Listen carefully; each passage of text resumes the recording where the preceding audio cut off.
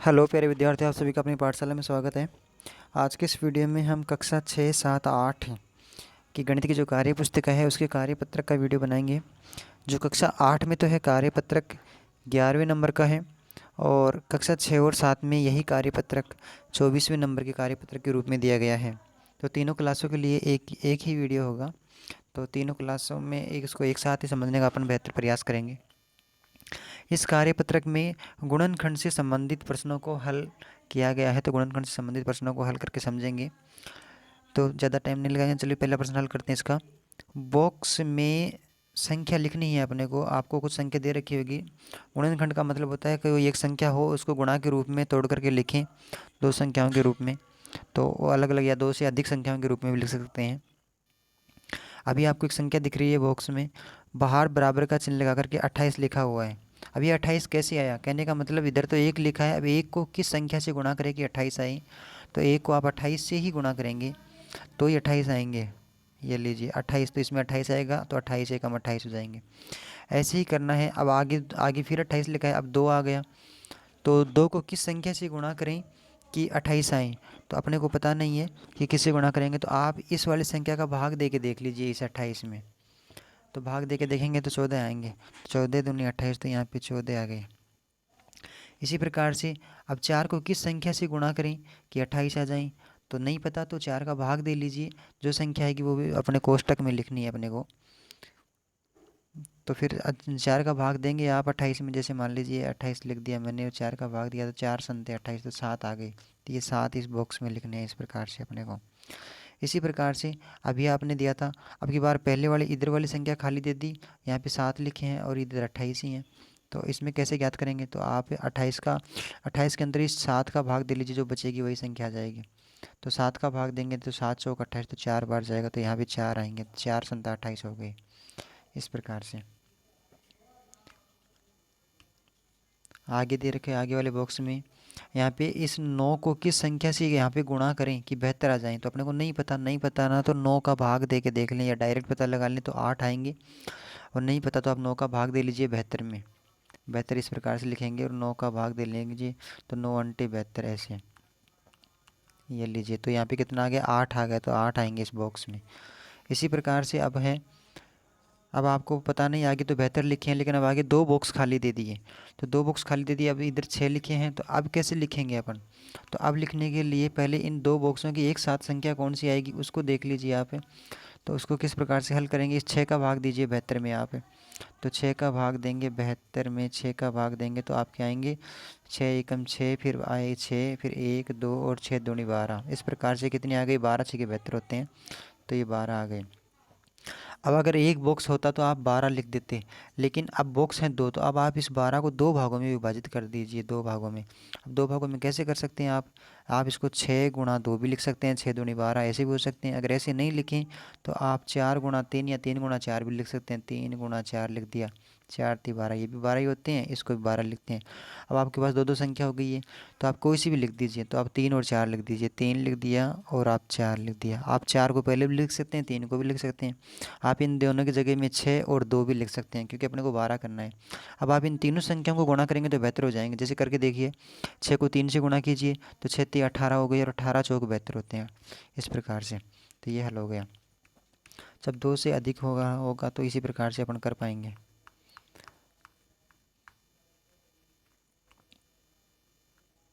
Next question है, अब आगे इसमें कितना है? इसमें बेहतर दिया हुआ है बराबर में, अब 4 का भाग देंगे तो कितना होगा? 18 चौक 72, तो यहाँ पे 18 आएंगे। फिर आगे है 72। अब इसमें अब इन दोनों को गुणा कीजिए, एक संख्या बना लीजिए, इसको 2 3 6 हो गई, ये 6 हो गए। अब 6 का भाग दे लीजिए, तो 6 का भाग देंगे तो 72 में कितना आएगा?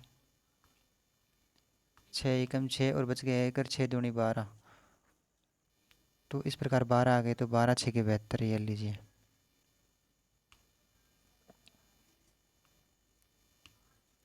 नेक्स्ट क्वेश्चन है जिसमें आप 84 दे रखे हैं आगे वाली संख्या में। अब आपको 7 को किस संख्या से यहाँ पे गुणा करें कि 84 आ जाएं? तो जो आप डायरेक्ट आप पता लगा सकते हैं, तो 12 संते 84 बोल लीजिए अगर 12 का पहाड़ा आता है तो। और नहीं पता है भाई कौन सी संख्या आएगी, तो आप 84 में 7 का भाग दे लीजिए। 84 में 7 का भाग देंगे तो 7 एकम 7, 8 में 7 घटाएंगे तो 1 और फिर 14, 7 दूनी 14। इस प्रकार से तो यहाँ पे कितने हो गए, ये 12 हो गए। 7 दूनी 14, ये लीजिए पूरा हो गया। तो 12 लिख दिए यहाँ पे। एक बॉक्स से तो 12 सीधे लिख दिए, दो बॉक्स होते तो 12 को अलग अलग टुकड़ों में और विभाजित कर लेते अपन। ये इस प्रकार से हो गया। नेक्स्ट क्वेश्चन में होगा, नेक्स्ट क्वेश्चन में फिर 84 दे रखा है। अब अपने को पता नहीं अब की बार क्या कर दिया, पहले वाला 3 लिख दिया शुरू में, 2 और 3 तो दे दिया और बीच वाला बॉक्स खाली दे दिया। तो तीन तीन टुकड़ों में विभाजित करना है अपने को इसको। तो आप इस 2 और 3 को गुणा कर लीजिए, पहले एक साथ गुणा कर, 2 3 6 हो गई। अब 6 का भाग 12 में दे लीजिए, सॉरी 84 में दीजिए, 6 का भाग 84 में दीजिए। तो कितने आ जाएंगे, 6 एकम 6, फिर 8 में से 2 बच गए और 6 चौके 24। तो 14 6 के 84 हो गए। अभी जो आ गए 14 तो यहाँ पे लिख दीजिए ऐसे।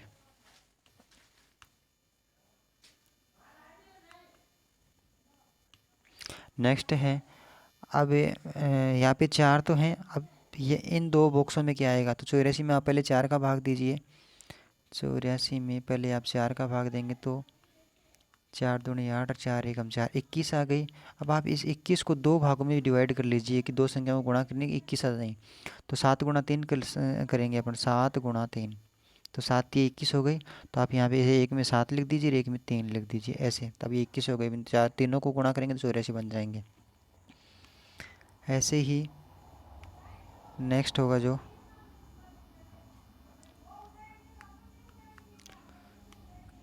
84 है। अब 7 दूनी 14 हो गई, और 14 6 के 84, फिर 6 का 6 आ जाएंगे। आप इस प्रकार से गुणा करें, 14 5 70, 14 84।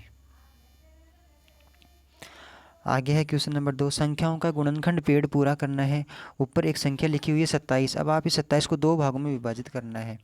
तो 27 को दो भागों में विभाजित करेंगे तो आपने 9 और 3 लिख दिए, तो 9 3 27 होते हैं, ठीक है। अब 9 को भी दो भागों में विभाजित करना है। तो कौन सी दो संख्या हैं जिनको आपस में गुणा करें तो 9 आएंगे, तो 3 और 3 है, इन दोनों को आपस में गुणा करते हैं तो 9 आते हैं। तो इस प्रकार से ये ऊपर पिरामिड सा बन गया। इसी प्रकार इधर 3 है, तो इस 3 में किस संख्याओं से आपस में दो को गुणा करेंगे, तो 3 और 1, 3 एकम 3, तो ऊपर वाला 3 हो गया। अब इस पहले वाले उदाहरण को देखकर आगे वाले दो चित्र कंप्लीट करने अपने को। ऊपर 32 लिखा हुआ है। अब आप 32 को नीचे दो बॉक्सों में विभाजित करना है। तो आप इसको 8 गुणा 4 कर लीजिए, 8 चौक 32। आप 16 दूनी 32 भी कर सकते हैं, 16 गुणा 2 भी कर सकते हैं, इस प्रकार से भी आप लिख सकते हैं। और आप 4 गुणा 8 भी लिख सकते हैं, आगे पीछे भी लिख सकते हैं। तो अब आप 8 गुणा 4 ही लिख लीजिए यहाँ पे, 8 गुणा 4 ये से लिख दिया, ठीक है। आप 16 गुणा 2 भी लिख सकते हैं। अब आपको जो ये 8 दिख रहा है, इस 8 को भी दो भागों में विभाजित करना है। तो आप 8 को दो संख्या को आपस में गुणा करें, तो जैसे 2 चौक 8, तो इधर 2 लिख दिया, इधर 4 लिख दिया, 4 दूनी 8 ऊपर हो गया। इसी प्रकार से 4 को भी दो भागों में विभाजित कर दें, तो 2 गुणा 2 भी कर लीजिए, 2 दूनी 4, 2 गुणा 2, 2 दूनी 4 हो गया। नेक्स्ट जो होगा फिर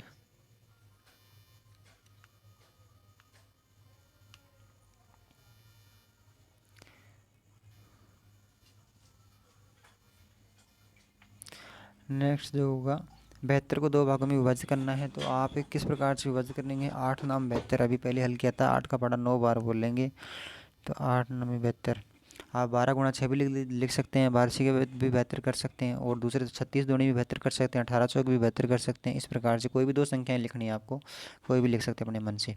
अब आप इस 8 को दो भागों में विभाजित करेंगे, तो 4 दूनी 8 लिख लीजिए इसको, 4 गुणा 2, अब 4 दूनी 8 हो गए। 9 को कैसे करेंगे, 3 गुणा 3 भी कर सकते हैं, 3 3 9, इस प्रकार से। नेक्स्ट है क्वेश्चन नंबर 3, नीचे दी गई संख्याओं के सबसे छोटे समान गुणनखंड लिखें। सबसे छोटे समान गुणनखंड का मतलब जिन जिन संख्याओं का भाग जाता है, या जिन संख्याओं का भाग सीधा सीधा चला जाए तो वो उसको गुणनखंड कहलाएंगे।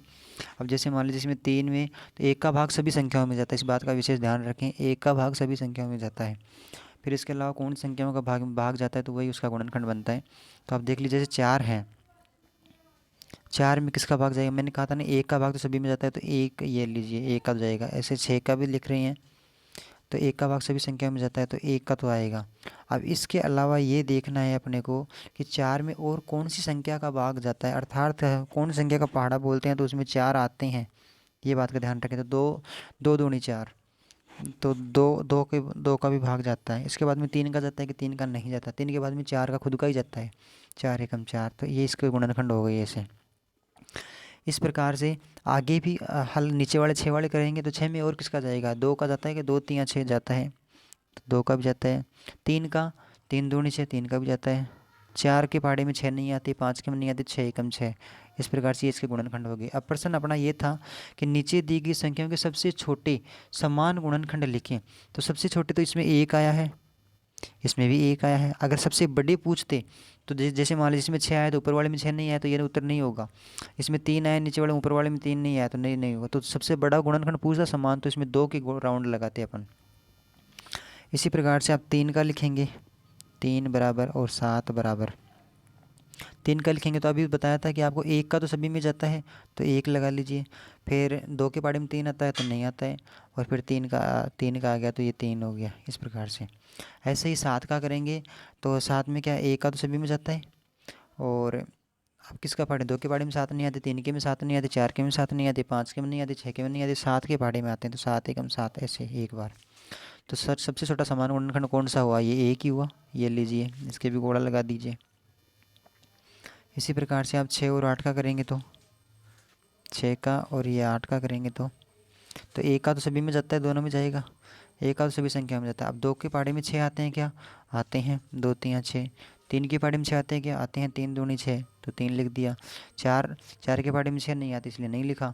5 के पहाड़े में 6 नहीं आती, फिर 6 का पहाड़े में 6 आते हैं तो 6 का लिख दिया। इस प्रकार से इसी प्रकार से 1 का तो अपन ने लिख दिया। 2 के पहाड़े में 8 आते हैं क्या, आते हैं, तो इसलिए 2 लिख दिया। 3 के पहाड़े में 8 नहीं आते तो 3 को नहीं लिखेंगे। 4 के पहाड़े में 4 दूनी 8, 4 में आते हैं तो 4 लिख दिया। 5 के पहाड़े में 8 नहीं आते इसलिए नहीं लिखेंगे। 6 के पहाड़े में नहीं आता, फिर 7 के में नहीं आता, 8 के में आता है। प्रश्न वही था कि सबसे छोटे समान गुणनखंड, तो सबसे छोटे वाला 1 है, दोनों में बराबर, 1 इसमें भी है और 1 इसमें भी है। अब आपसे पूछे कि सबसे बड़ा समान गुणनखंड, तो क्या करोगे, जैसे 8 इसमें नीचे वाले में है तो ऊपर वाले में नहीं है, तो 8 को गुणा नहीं करेंगे, 8 को 6 को। 4 नीचे वाले में है, ऊपर वाले में नहीं है, तो सबसे बड़ा कौन सा होगा, 2 ही होगा। 2 ऊपर वाले में भी है और 2 नीचे वाले में भी, ये समान गुणनखंड हो गया। पर सबसे बड़ा पूछा ही नहीं अपने को। क्वेश्चन नंबर 4 देखिए, इसमें 8 और 64 के समान गुणनखंड ज्ञात करें और उनके सबसे बड़े समान गुणनखंड को लिखें। तो सबसे पहले तो ऊपर वाला जैसे अपन ने गुणनखंड ज्ञात किए हैं उसे 8 का गुणनखंड लिख सकते हैं। 1 का तो सभी में जाता है तो 1 तो सभी में आएगा, ये लीजिए 1 लिख दिया। 2 की पहाड़ी में 8 आता है क्या, आता है, तो 2 भी लिख दिया। 3 की पहाड़ी में 8 नहीं आता, 4 के में आता है तो 4 भी लिख दिया। 5 के में नहीं आता तो 5 नहीं लिखा। 6 में 7 में नहीं आता, तो अब 8 एकम 8 ऐसे। इसी प्रकार 64 में 1 के पहाड़े में तो 1 का तो सभी में जाएगा, सभी संख्या में जाएगा। 2 के पहाड़े में 64 आते हैं क्या, हाँ आते हैं। सम संख्या है तो 2 का भाग जाता है। जैसे कितनी बार करेंगे, 32 दूनी 64, 32 को 2 से गुणा करेंगे तो 64 है। कहने का मतलब 2 को 32 बार जोड़ेंगे ना तो 64 आएंगे, तो 2 के पहाड़ा में जाए तो जाएगा। इस प्रकार से 3 का 6 और 4 10, 3 का नहीं जाएगा, और 4 का जाएगा क्या, 4 का जाएगा। 16 चौक 64, 16 बार जाएगा। 4 को 16 करेंगे तो 4 का जाएगा। 5 का नहीं जाएगा, फिर 6 का भी नहीं जाएगा, 7 का भाग भी नहीं जाएगा इसमें। 8 का भाग, 8 अंटे 64, 8 का भाग जाएगा फिर, ठीक है। फिर आगे देखिए, 9 का भाग, 9 पंजे 45, 9 छः 9 7 63, 9 अंटा 72, तो 63 और 72 आते हैं तो 9 का नहीं जाता फिर इसमें। 10 का भी नहीं जाएगा। 11 का भी नहीं जाएगा पूरा भाग है। 12 पंजे 60, 12 का भी नहीं जाएगा। 13 पंजे 65, वो भी नहीं जाएगा। 14 पंजे 70, वो भी नहीं जाएगा। और 14 15, 15 का भी नहीं जाएगा। फिर 16 का जाएगा, 16 चौक 64, तो फिर 16 का भाग जाएगा इसमें, ऐसे 16 लिख लिया। फिर 17 का नहीं जाएगा, 18 का नहीं जाएगा, 19 का नहीं जाएगा, 20 का भी नहीं जाएगा, 21 का भी नहीं जाएगा, 22 का भी नहीं जाएगा, 23 का, 24 का, 25 का, 26 का नहीं जाएगा। फिर 32 का जाएगा, 32 दूनी 64 है, तो 32 दूनी 64। अब आगे किसी संख्या का नहीं जाएगा, फिर आगे डायरेक्ट 64 का ही जाएगा। फिर 64 एकम 64 ऐसे।